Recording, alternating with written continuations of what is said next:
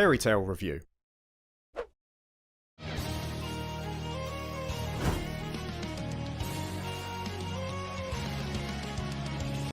I'm a big Fairy Tail fan. I would say it's one of my favourite anime series along with Gintama and Bleach. And though it may have its flaws like any long-running shonen, I find that the positives far outweigh those issues. The characters are awesome, it's got a novel and unique world, solid humour, killer music, and a compelling story that's kept me hooked all the way to its supposed climax. Please animate 100 Years Quest. So when I heard it was getting a video game adaptation, at least away from mobile platforms, I was hype. Especially when I heard that Gust were the developers taking on the project. I had a huge amount of fun with Atelier Ryza, which happened to be my first foray into that series. As soon as the stars aligned in front of me, I wasted no time pre-ordering the game and started to await the fateful release day. And sure enough, that release day came and...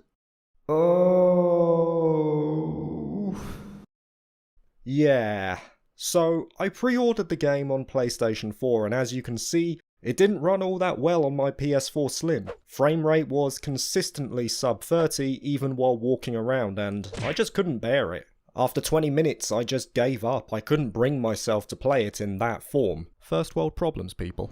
Luckily though, a friend of mine gave me a very early birthday gift and got me the Steam version which thankfully performed much better. And it didn't take long for me to get back to where I left off. Thanks mate. As of the time of recording, I have sunk just under 30 hours into the game and have indeed completed it. I will also say that there will be minor spoilers for the first 30 minutes or so of the game, but nothing that will take away from your experience. So with that out of the way, let's join Natsu and Fairy Tail on their journeys across the continent of Fiore. Moetekta! The game starts near the end of the Tenrajima arc, with Natsu, Erza, Lucy and Grey all confronting Master Hades at the climax of the battle with Grimoire Heart. Wait, what?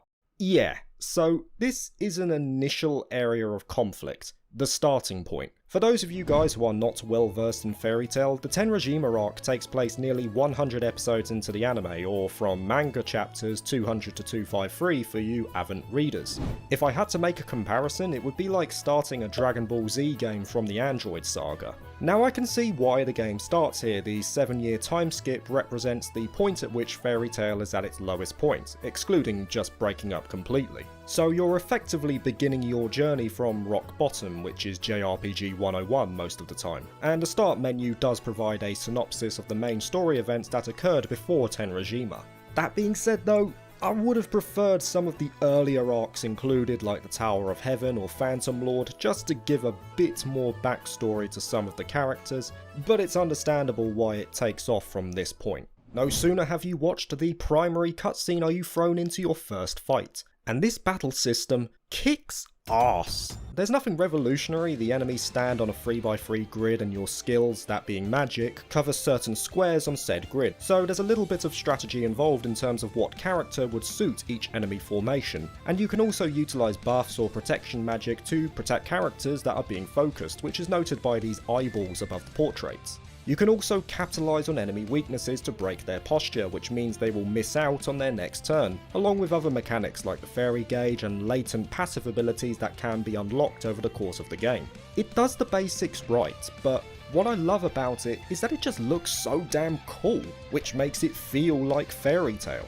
Every character has their signature moves, they call them out as they use them, and the dynamic angles make the battle feel alive. I admit, when I first heard about the game, I thought it would have worked better as an action RPG, but no, the turn-based style really does work well for it, and I'm glad that Gust went down this route. I will say that customization of characters is limited as you're only able to equip stat-infused Lacrima in separate slots, and the game is admittedly quite easy overall, but come on, this is awesome to watch.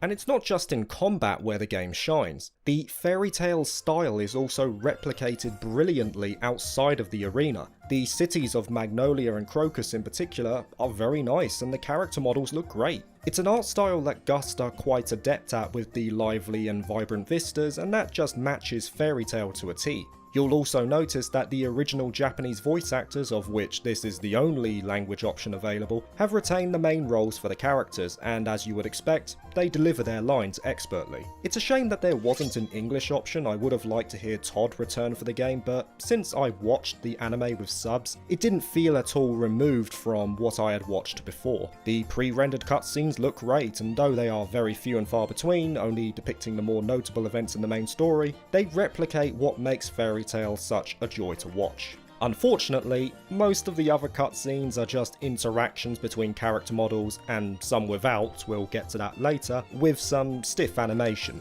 but they are serviceable. Some of the more notable locations in the series, like Lucy's house, are also reimagined faithfully in-game, even taking advantage of the running gag where Fairy Tail members frequently lounge around in her room without permission, which shows a faithfulness to the source material. That's ultimately why I enjoyed my experience overall. It doesn't deviate massively from the original work, at least outside of the epilogue, and thus it's nostalgic playing through these events like the Grand Magic games and seeing it happen firsthand. I feel I also have to mention the music. Now, I may be wrong here, I did research this to find a definitive answer, but I believe that the songs for the game were not composed by Yasuharu Takanashi, who was the composer for the original OST in the anime. It was all original compositions. However, there's no doubt that the songs are inspired heavily by Takanashi's groundwork, utilising bagpipes, guitar, piano and violins, and melding them into a symphony of high-octane awesomeness. The music from Fairy Tail has always been one of the biggest highlights of the series for me. I'm certain it's one of the key factors as to why I love the anime so much. And if the OST was replicated poorly in game, I've no doubt it would detract from my overall experience, especially in a series where said OST is so strong. But I'm glad to say that they blew it out of the water with these songs. It again captures the essence of Fairy Tail note for note. After defeating Hades, the guild are attacked by a fearsome black dragon, Acnologia, but in typical Fairy Tail fashion, friendship wins out, and the guild are able to remove themselves from harm's way at the cost of losing 7 years on Fiore. Upon returning, they find that the guild has barely managed to survive, and now it's up to the returning members to get it back on its feet. And from here the player is able to partake in another mainstay of Fairy Tail, those being requests. As a guild, Fairy Tail members can take on requests for citizens, and upon completion they receive rewards. As you complete more and more requests, the perceived fame of Fairy Tail will gradually increase, and you'll also be able to upgrade some of the facilities in-house. For example, you can upgrade the request board to get tougher tasks, upgrade the lab to get stronger lacrima, or deck out the bar to get absolutely crunk. You'll find that there is a lot for you to do in-game, especially as the main story progresses, and that's good, in that the player has plenty to do, but it also works to the game's detriment, as I feel it amplifies the biggest weakness of this game. That weakness is that it is very repetitive. You can only take one request at a time, probably because some of them require specific party setups for side story purposes, but what that means is that you'll be fast travelling back and forth from the guild a lot. Now, this wouldn't be too much of an issue if not for another glaring fault. The overmap areas are just bland, and there's not many of them. They're not very open, some of them you could consider to be a fancy looking hallway, and of course you're coming back to these areas again and again and again. It doesn't help as well that this repetition carries over to the enemy models as well. I counted less than 10 unique enemy types, with the stronger variants just being reskins. It gets pretty tedious when some supposed powerful creature is just a blue version of the lizard man I decked 200 yards down the road. And my goodness, the diversity of the requests is non-existent.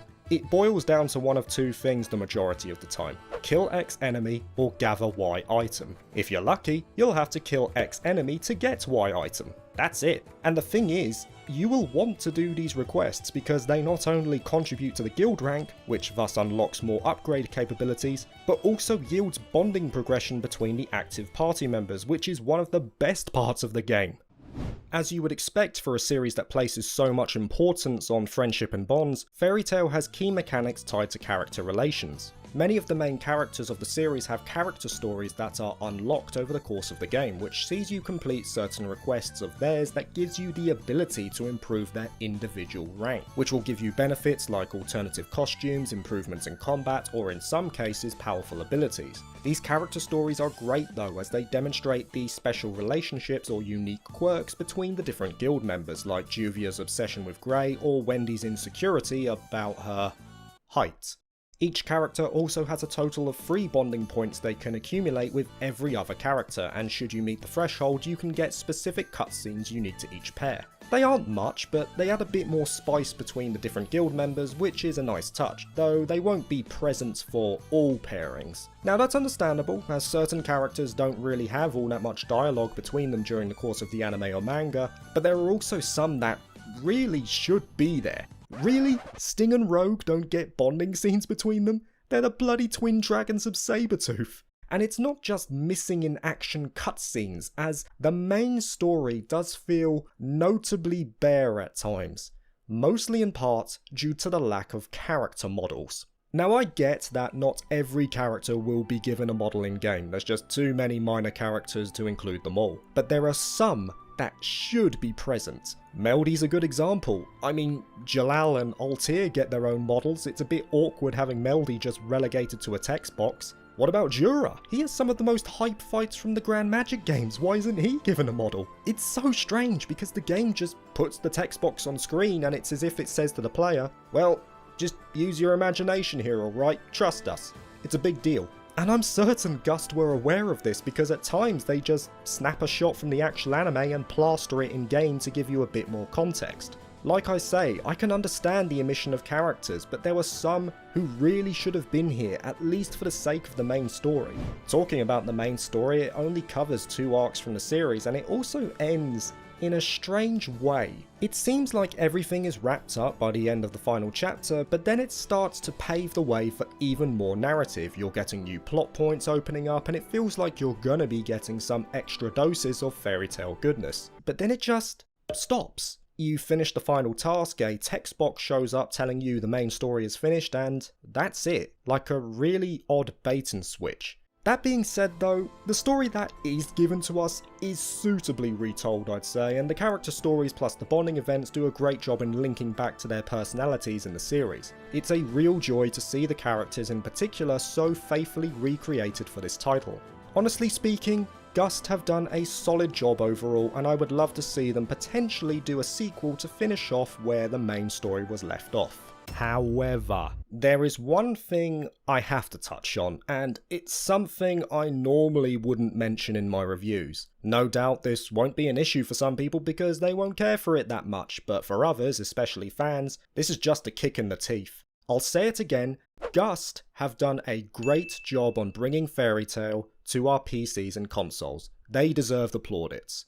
Koei Tecmo, on the other hand, hang your heads in shame. What the fuck is this?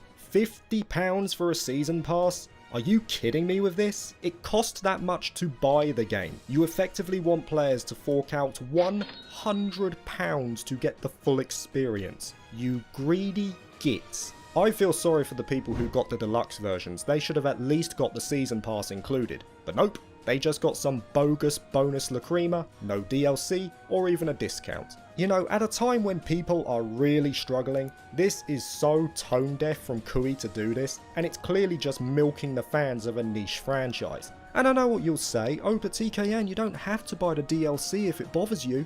No, you're right. I don't have to buy it, but it doesn't mean I can't call them out on some shady corporate greed, charging for content that should be in the game. I feel so bad for Gust, as their corporate overlords have attempted to spray and prune their work, so much so that it's caused the game to get some pretty scathing reviews, and rightfully so. But it's not Gust who should be taking the flack, it's the greedy, no-talent suits who can't help but get their mitts on a bit of extra green. All I can say to them is get fucked. But that's it. I don't want to talk about Koei and their awful practices anymore. I want to end this review on a high note and recognise the work and effort that Gust put into it. Despite its flaws, I really enjoyed my time with Fairy Tail. It was a solid effort to recreate the universe in a video game, and I really do think that Gust should be praised for the work they did. It's faithful to the story, if not a bit bare at times. It's got great music, it capitalises on the relationships between characters, bonds that make the series so special in the first place. The combat is banging, but most importantly, it feels like Fairy Tail. It has the identity rooted in Fairy Tail. And I personally have no doubt that if you're a fan of the series, or heck, even just a fan of JRPGs, you will also have a great time with this title.